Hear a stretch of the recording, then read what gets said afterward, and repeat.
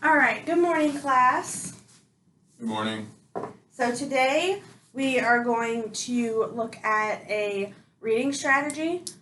So I'm going to give you an article, and then you're going to do a strategy to help you comprehend it. So our essential questions of today are: how can topics that affect farmers affect us as consumers?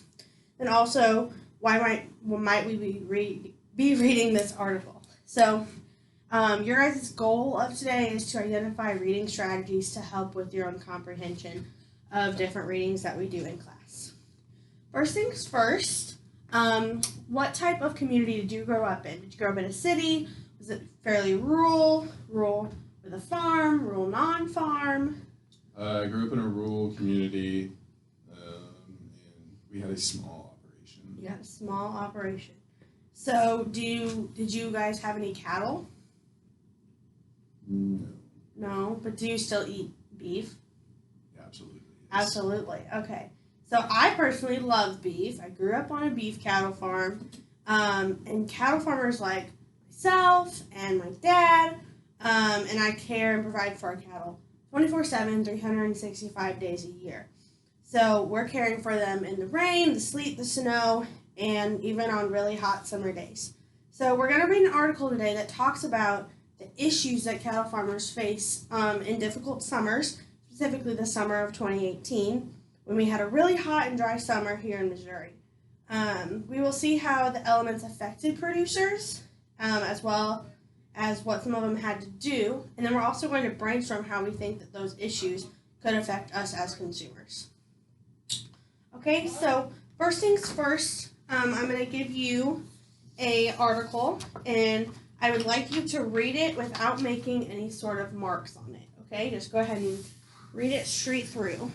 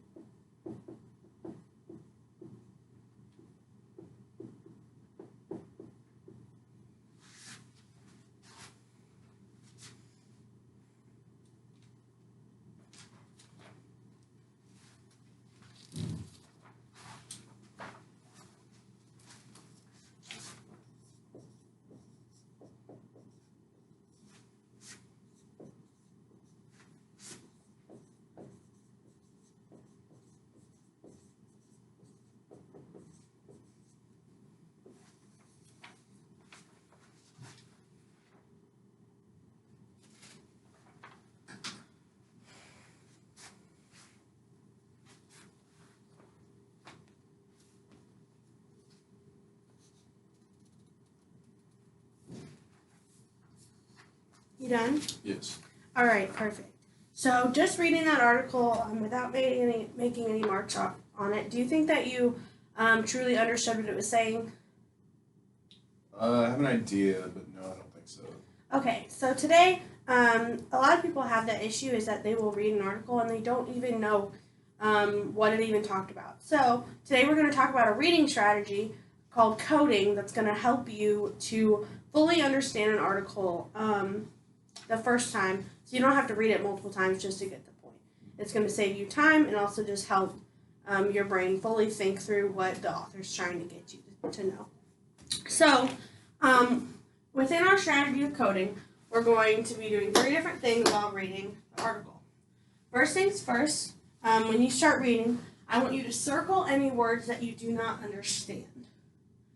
Then I want you to underline the issue that is stated in the article, so what the article is about. Then I want you to put these captions around any possible solutions that the article might state. So I'll give you a few minutes to do that. Yes.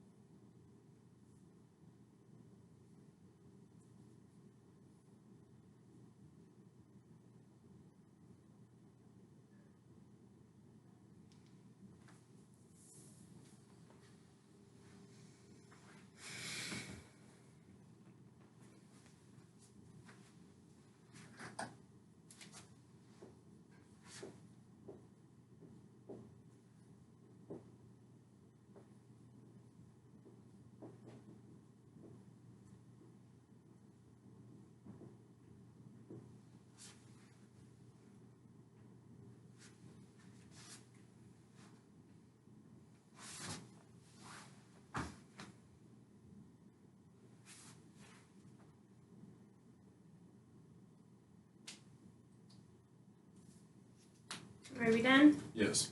Okay, so looking at our article, what were some words that you didn't understand? I saw forage. Forage? Okay, so what do you possibly think that forage may be? Feed. Feed, right. So forage is like grass or hay, some sort of grass component that cattle may eat. Just a different way to put it is to say forage. Are there any other words that maybe tripped you up? That was the only word, actually. The only word? Okay. Perfect. So moving on, what did you underline? What was the main issue that the article was talking about? I underlined, but with the dry months of summer now setting in, many Missouri cattle farmers are struggling to find hay and feed for the animals. Okay, so they're struggling to find hay and feed because of such a dry summer. Now, a dry summer, does that mean that the grass won't grow? I mean, essentially. Essentially, right. So they had a really low growing grass that year, therefore they don't have any feed even for the winter. They can't even find feed right now for their animals. So what does that do to a cattle producer? What does that do to a cow? Cows can't eat. They can't eat. They don't have enough food, so they're going to lose body mass. They're going to get skinny, and no producer wants to see their cattle get skinny. So then what did the article say may be a solution for that? To buy feed, to rent ground in a wetter part of the state, or to prematurely sell animals into the unfavorable market. Okay, so let's kind of dive deeper into each of those. So the first one that you said was to buy feed. Yes. Now, even though that is an option, is buying feed going to cost the farmer more money that he may not have? Yes. Yeah, so if he can't afford to buy more feed, then he's kind of going to be forced to prematurely sell those cattle. And if they're going to be premature for selling, is he going to get as much money out of those cattle? No. So in the end, it's kind of a lose-lose for this farmer. And then what was the middle option that you had said? Rent ground in a wetter part. Rent ground in a wetter part. So that's going to cost him money too. So even though his cattle may have feed, that's probably pretty high ground that a lot of people need. So it's going to be a pretty high price. So that's a big issue that cattle producers are looking at right now is do we want to spend more money either renting better ground or buying feed for our animals, or we just want to go ahead and sell them and take the benefit of the doubt. So, very good job. Do you think now with using the coding strategy that you got more of the bulk of the article? Yes. Yes. Okay, great. That's what we want to hear. So now let's loop that back really quick to you as a producer. You said that, or you as a consumer. You said that you like to eat meat. Now, Yes. if the cattle market is flooding with cattle, if there are a lot of cattle in the market, what's that going to do to the price of beef? It's going to lower it. It's going to lower it because there's so much meat and probably not as much, there's only the same amount of need for it. Therefore, the price is going to go down, and that also hurts farmers because then they're getting even less money for the meat that they have put in, and their input costs are going to be the same no matter how much they get out of that animal. So, great job today. In our next lesson, we're going to talk about cattle nutrition because, as the article pointed out, they don't have enough feed for their animals. So we're going to talk about nutrition, how much feed cattle actually need, and kind of focus on how that feed need also rolls into reproduction, milk production, and body management, because you have to have all those things to have a good herd, right? Right. All right. Very good job today. Thank you, Ty.